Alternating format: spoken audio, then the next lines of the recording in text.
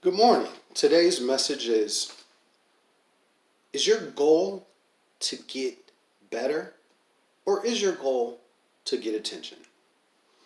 So, we are spiritual beings having a physical experience.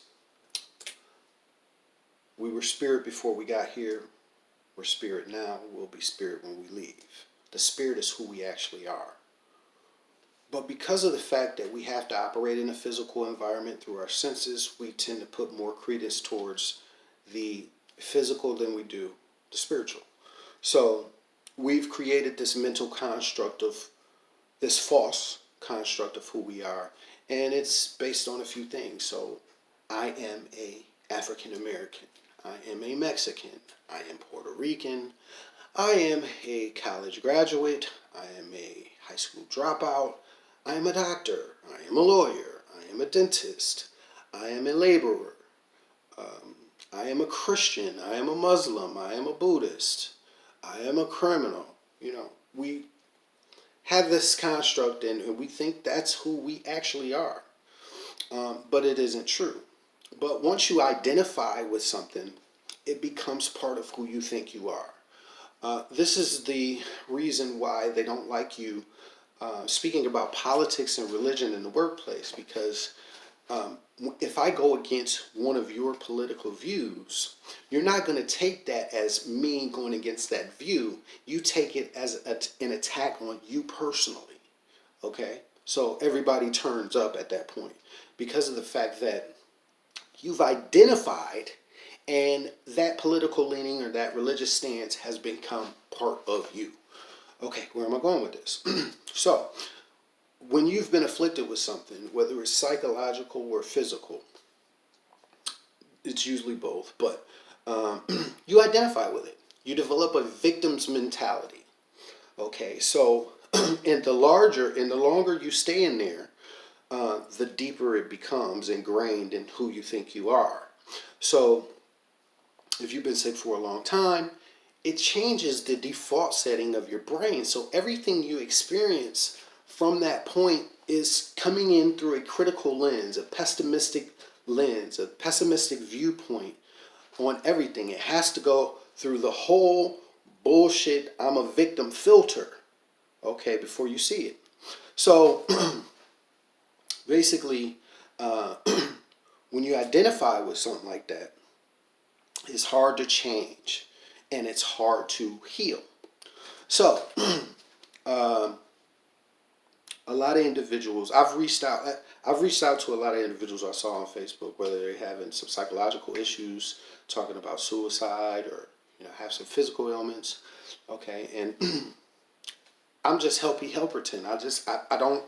I think most of us are like that, where we don't like to see other people experience pain unnecessarily because people don't have to suffer.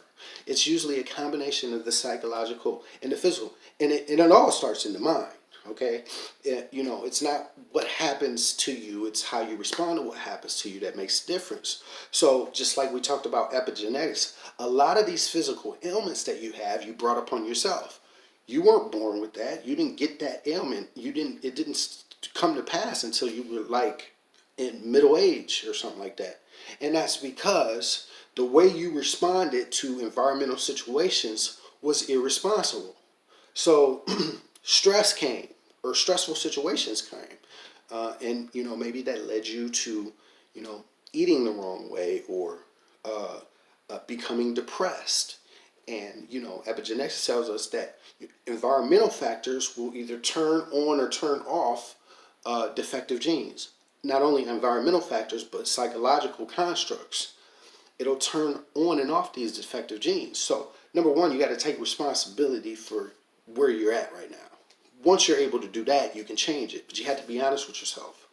Also, a lot of people. So, if I give you action steps, like say you have MS, and I tell you all you need to do is A, B, and C, and I show you people that have done A, B, and C that have been able to get better based on those action steps.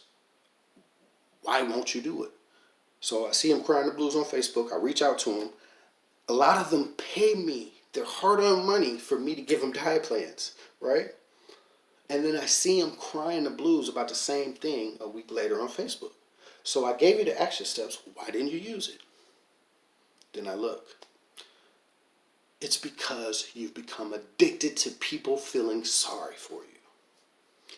That is a powerful addiction. Especially when you've been depressed and you're beat down to the point where you're just looking for love anywhere. That's that all, po baby. And you know that all po baby can come in the form of likes. So they keep posting and keep crying the blues. But the reality is, I shouldn't have to talk you off the ledge every other week. Right? So you have a little suicidal situation or whatever. I'm going to tell you what's going on. Unless there's some really, really, really deep, really depression where you need medication, most of it's not like that. Most of it, people are going up and down.